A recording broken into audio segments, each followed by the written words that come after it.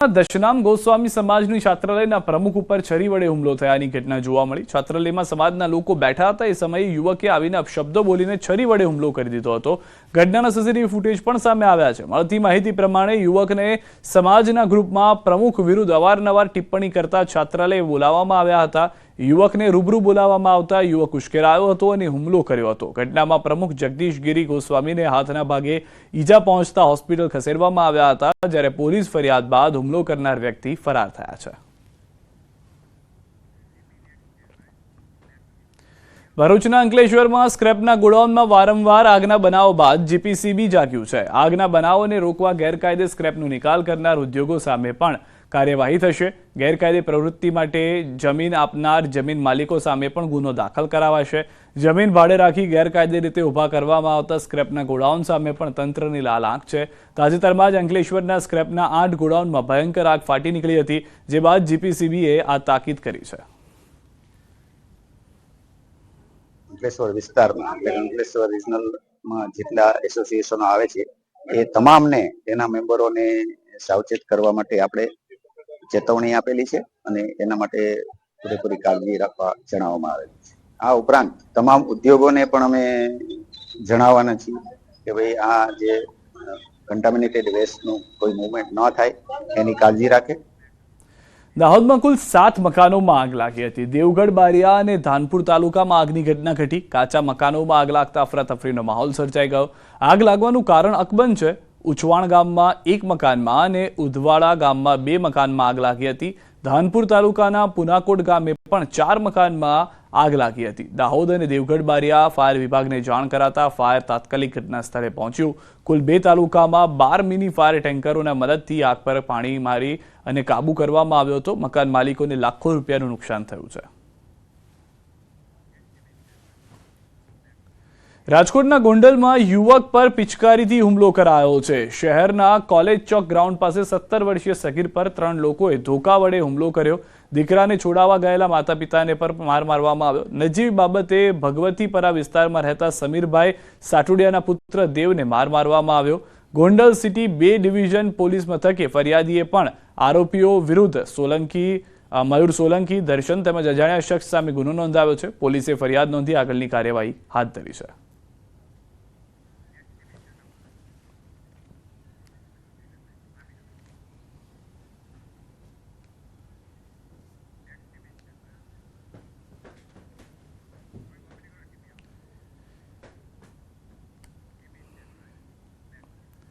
રાજ્યમાં અસામાજિક તત્વો વિરુદ્ધ ઝુંબેશ। પોલીસ વડાના આદેશ બાદ ગુંડાઓની યાદી તૈયાર કરાઈ છે। ગુજરાત પોલીસે વિવિધ ગુના સાથે સંકળાયેલા 7612 ઇસમોની યાદી તૈયાર કરી છે। 3264 બુટલેગરોની અને 516 જુગાર અને 958 મિલકત સંબંધી કેસના આરોપીઓની યાદી તૈયાર કરી છે। 2149 શરીર સંબંધી અને 179 માઇનિંગ અને 545 અન્ય અસામાજિક પ્રવૃત્તિ કરતા આરોપીની યાદી તૈયાર કરાઈ છે। રાજ્યમાં અમદાવાદ શહેરના 25 અને ગાંધીનગર 6 અને વડોદરા શહેરમાં 2, સુરતમાં 7, મોરબીમાં 12 એમ કુલ 59 ઇસમો સામે પાસા હેઠળ કાર્યવાહી।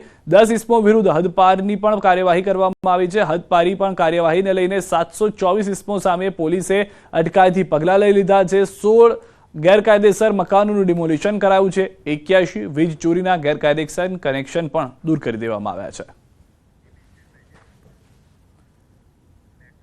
100 કલાકનો પોલીસનો એક્શન પ્લાન। અસામાજિક તત્વો સામે પોલીસનો ગાળિયો। અસામાજિક તત્વોની સાથે બુટલેગરો પર પણ પોલીસની લાલ આંખ। વડોદરામાં દારૂનો વેપલો કરતા બુટલેગરો સામે પોલીસની કાર્યવાહી। ચેતવણી પછી પણ નહીં સુધરેલા બુટલેગરો વિરુદ્ધ પગલાં। બુટલેગરોના ગેરકાયદે દબાણો પર પોલીસનું બુલડોઝર ફરી વળ્યું છે। જવાહરનગર અને ગોરવા પોલીસે બુટલેગર મુન્ના ઉર્ફે ચંદ્રસિંહના ગેરકાયદેસર બાંધકામ તોડી પાડ્યા। પોલીસની કડક કાર્યવાહીના પગલે અન્ય બુટલેગરોમાં પણ ફફડાટ છે। અસામાજિક તત્વો પર અમદાવાદ પોલીસની ગાજ। એક બાદ એક પોલીસ સ્ટેશનની કાર્યવાહી। સરદારનગર બાદ કુબેરનગર પોલીસની કાર્યવાહી। કુબેરનગરમાં બુટલેગરના ગેરકાયદેસર બાંધકામ તોડી પડાયા। બુટલેગર મંજુબેન કનુભાઈ ઠાકોરના ગેરકાયદેસર બાંધકામ દૂર કરવા કાર્યવાહી ચાલુ।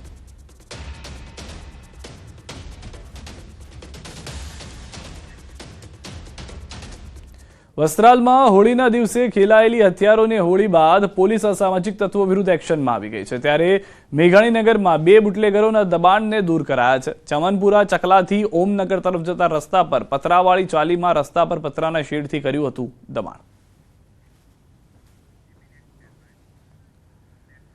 સુરતમાં ગુંડા તત્વોના ગેરકાયદે બાંધકામ પર બુલડોઝર ફરી વળ્યું છે। 2 જેટલા ગુસ્સી ટોક અને 7 જેટલા ગંભીર ગુનામાં સંડોવાયેલા આરોપી સજ્જુ કોઠારીનું ગેરકાયદે બાંધકામ તોડી પડાયું છે।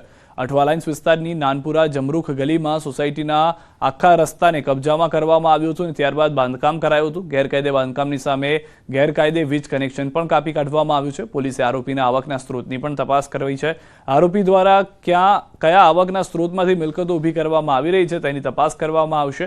આરોપીના આવકના સ્ત્રોત અંગે તપાસ એજન્સીને જાણ કરવામાં આવશે।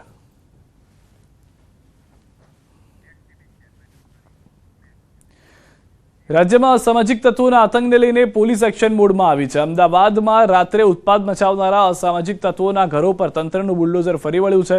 તો અમદાવાદની જેમ નવસારીમાં પણ ગેરકાયદેસર બુલડોઝર દબાણો પર ફેરવવામાં આવી રહ્યું છે। નવસારી જિલ્લા અંતર્ગત ખેરગામના ગુનેગારો પરિવારના સદ્દામ શેખના મકાન પર દાદાનું બુલડોઝર ફરી વળ્યું છે। સદ્દામ શેખ તેમજ તેના ભાઈ અસીમ શેખ અનેક ગંભીર ગુનાઓના આરોપી છે। ગત વર્ષોમાં ખંડણી, મારામારી, વિદેશી દારૂની હેરાફેરી, વ્યાજખોરી જેવા અનેક ગુનાઓ તેમની સામે પોલીસ ચોપડે નોંધાયેલા છે। અનેક ગંભીર ગુનાઓને ધ્યાને લઈને જિલ્લા પોલીસ દ્વારા સદ્દામ શેખ તેમજ તેના પરિવાર સામે ગુસ્સી ટોક હેઠળ કાર્યવાહી કરવામાં આવી હતી। સદ્દામ શેખ દ્વારા 15 વર્ષોથી ખેરગામ તળની જમીન ઉપર 4 મકાનો બનાવવામાં આવ્યા હતા, જેને તોડવા માટે આજે ગ્રામ પંચાયતે પોલીસ બંદોબસ્ત સાથે કાર્યવાહી હાથ ધરી હતી। નવસારીના ખેરગામ પોલીસ સ્ટેશનની અંદર ગુસ્સી ટોકના આરોપી નિઝામ નૂર મોહમ્મદ શેખની એક ગેરકાયદેસર મિલકત ધ્યાનમાં આવતા એ આરોપી દ્વારા જગ્યા ઉપર ગેરકાયદેસર દબાણ કરાવીને 4 મકાનોનું બાંધકામ કરવાની હકીકત ધ્યાને આવતા પોલીસ વિભાગ અને પંચાયત વિભાગ દ્વારા સંકલન કરીને આજે એ બુલડોઝર ફેરવીને એ મકાનોનું ડેમોલિશન કરવામાં આવ્યું છે। આજ રોજ અમને બંદોબસ્ત મળેલ અને આજે અમે ડેમોનેશનનું કામ કરાવ્યું છે। તો જે ઘણા 15 થી 20 વર્ષ જૂનું જે બાંધકામ છે એ આજે અમે તોડી નખાવ્યું છે। એ બાંધકામ નિજામના ભાઈ સદ્દામનું છે અને એ ગેરકાયદેસરનું હતું। દાહોદના ગરબાડા